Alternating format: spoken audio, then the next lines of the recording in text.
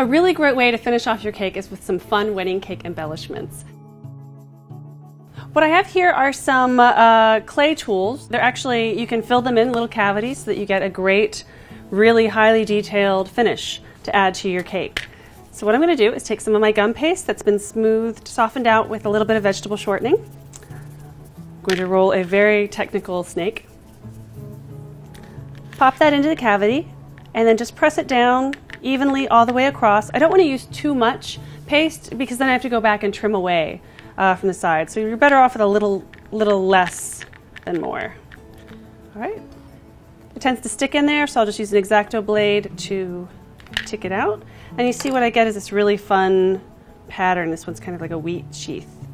And I'm going to attach that to the bottom of my cake to make a sort of border. Do this around the top. And I'm just using water for this because it's going to dry. It'll attach to the gum paste and then dry completely. I don't want to press too hard on it or else it's going to lose some of its detail. And I've pre-made a couple of these, so we'll just add them all on together.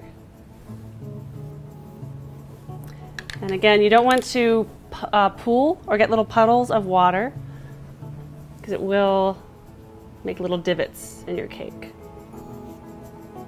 There we go.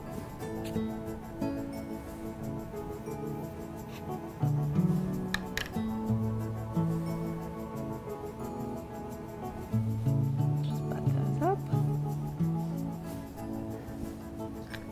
I like to look at architectural elements as well to really inspire cake design. This is definitely something that falls into that category.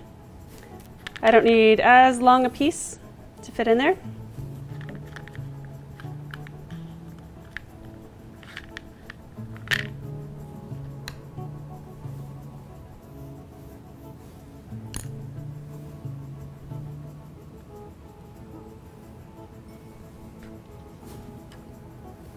And I'll just snip off the end with my trusty Exacto blade. So it's a great way to do borders. If you don't like the joining parts, by all means you can make little beads. Roll up some circles.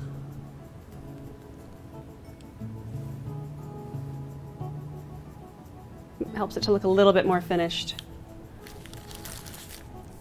The trick is to make your beads all the same size. So I always try to imagine what size this is. And these are like small blueberries. Makes it easy for me to mentally replicate them. Alrighty. And I'd like to do a few more little embellishments just to give you an idea of how the mats work. Here are one of my clay mats. All of these designs are a little bit formal for this kind of cake with polka dots and a stripy pattern. But when we paint them all gold, they're going to look really amazing.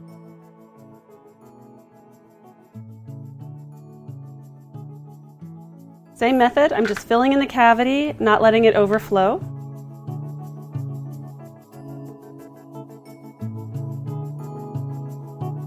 A little bit of water.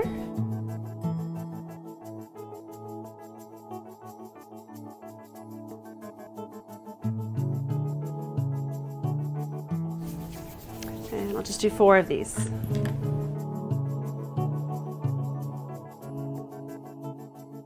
The more formal the element is, the more I think it should be repeated evenly. You wouldn't want to do scattered architectural elements.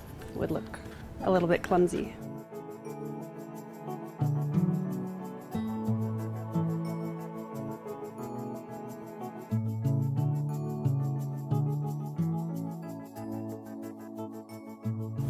Trace it over to the other side. So those are some really fun gum paste adornments.